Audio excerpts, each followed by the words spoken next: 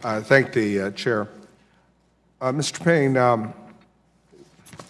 again, not to berate a point, but I want to make sure that I ask you questions in an area that you feel comfortable with or have dealt with.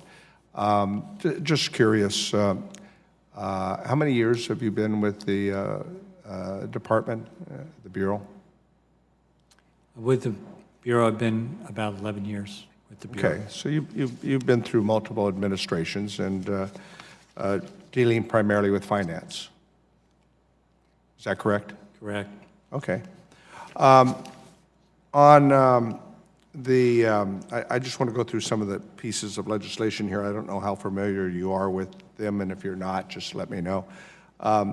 The Tory Small legislation on Water Security Act of 2019, under Section 102, and I do think desalinization programs do have a place, although obviously the further inland you are, the greater limitations but it defines rural areas as serving less than 40,000 people. We have some challenges under the federal definition in the law of how rural is defined. I've had problems with this for years because I represent a lot of counties over the years in San Joaquin Valley, of which I would tell you they're very rural, but yet under the federal definition, if a county has a city that has over 50,000 people in that county, then the county is no longer considered rural. And the 7 counties that I've represented over different times all have cities that have 50,000 or more.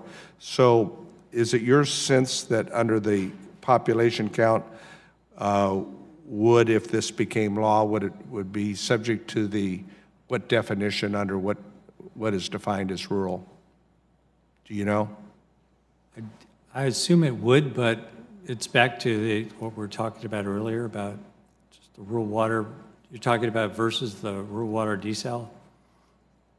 Yeah, well, sorry, I missed that. I had another meeting. But the point being, though, the definition is important because obviously if you don't, under the federal law, qualify as a rural area, then you're not allowed to participate in this funding. I'm assuming that's correct, right? Okay, I'll get you a better answer when I get back.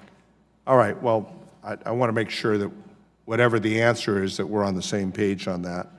On the area of disadvantaged communities for drinking water sources, and I heard a part of the discussion with our colleague about competing programs. I mean, the bottom line is whether we're talking about Mr. Cox's legislation 5347 or other pieces of legislation, would you say as a fiscal analysis for the Bureau of Reclamation that when you think of the totality of projects that exist in western states that the Bureau has a responsibility for, that there's ever been a time in the 11 years that you've been there in which there's been sufficient funding to deal with the maintenance and rehabilitations under those projects that are under the auspices of federal responsibility?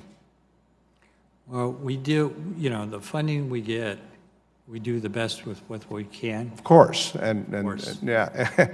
But the problem is that it seems to me when we look at projects that were developed and constructed over the last 50, 60 years, and they're older and more maintenance is required, certainly you're dependent in large part to Congress appropriating, authorizing, and then appropriating funds for these projects, right? Correct. It's not like you have a nest egg there of dollars that you're just gaining interest on, and so would it be accurate to say that there is more demand for these projects in terms of maintenance and rehabilitation to maintain their original capacity, as for example with the Bryant Kern Canal, then you have dollars available?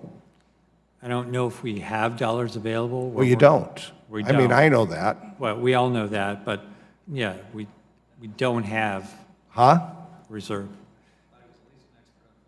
But I mean, the authorization, it seems to me, and I realize you're dependent upon the Congress, and I'll take fair responsibility. Congress, frankly, hasn't, I think, done what it should do in terms of the authorization and appropriation, and you can go through repeated Congresses that go back a decade or two when you look at our responsibility. But you don't have the money, right? Correct. Okay, so you're dependent upon us to figure this out, right? Correct. So you need the resources. Okay, my time's expired, but I think we've established that point. Mr. Jason, the cost benefits, I think, have been discussed here, but I think we need to look at it in its totality. When the federal government authorized and appropriated money for the construction of the Franklin Canal in 1951, it cost $61 million, okay? 1951, $61 million. You have paid for it and reimbursed the federal government. How much of the capacity has been limited now since the subsidence issues? At the most constricted point, we're only able to deliver 40% of the design capacity. Okay, and this is the problem we're trying to fix. And I think this is illustrative of projects throughout the West. I mean, historically, that many of them that were built after World War II, the 50s and the 60s, and we just have not provided the side of maintenance to maintain the reliability of these projects. So when we look at the economic and employment areas, and I think that a lot of the cause has dealt with trying to provide a balance for groundwater recharge in the service area for Friant water users, but we have areas outside of the Friant water users that have caused, in part, the subsidence and impacted the continuing overdraft of the groundwater. Is that not the case? Yes, recent studies have shown between 80 to 90% of the subsidence is entirely from outside of the Friant Division. And those are not members of your service area, the Friant Kern Correct. Water District. So the economic and unemployment impacts that have been looking on both the east side and the west side, if we don't fix some of these problems with the groundwater law, while controversial and difficult to comply with, if we don't look at the totality of that and try to comply with it, it akins to what my parents told me a long time ago, Jim, you can't continue to go to the bank and make withdrawals from your bank account if you don't make deposits. And is that not the crux of this challenge? Absolutely. So what are the economic and unemployment impacts, do you think, socially for communities? You said 30, I mean, from Parlier to Orange Cove to Reedley, down to all the way to Exeter and beyond. Big and small communities that will be impacted. So when the groundwater law is enforced, which is starting this year within California, and the need to reduce water pumping by 2.5 million acre-feet a year. Recent studies have just been coming out that shows nearly 80,000 permanent jobs will be lost in the San Joaquin Valley. All right. There are other impacts, and we'll want to share them with the committee at a later date. On the transfer of title, because we look at multiple costs, there's never going to be enough money to pay for between $300 and $500 million to do the total fix. So the state is looking at providing some efforts. Senator Hurtado has looked at trying to move that effort forward.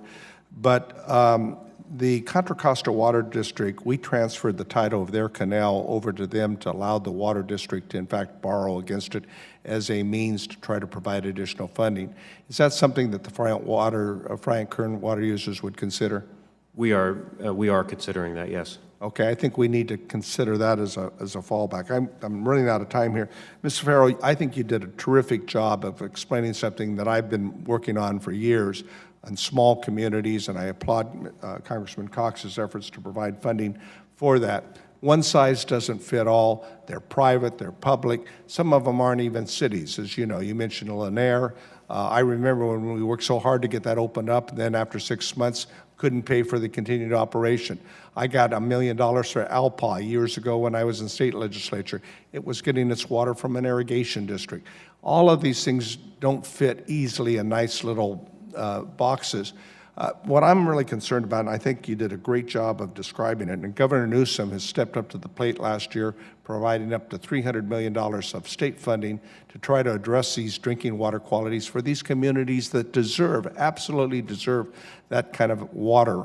Are you trying to prioritize, because this is the difficult thing on how we figure out how we address these issues with your group? Prioritize The needs. We're triaging. We're in an emergency room facility. Yeah, it's difficult. I mean, I think I know it's difficult. Are you attempting to do it? we are definitely attempting to We do need it. that information. Finally, Mr. Boudreau, I support the biological opinions in place. They've gone through 2 administrations and hundreds of millions of dollars, as well as the reauthorization of the Wind Act. We got a lot of work ahead of us, and thank you for your testimony. Obviously, my time's expired, but we need to work together in this subcommittee to try to resolve water problems in the valley and in western states, because they are similar, and they have been challenges that have existed for years, not just yesterday or tomorrow. Thank you.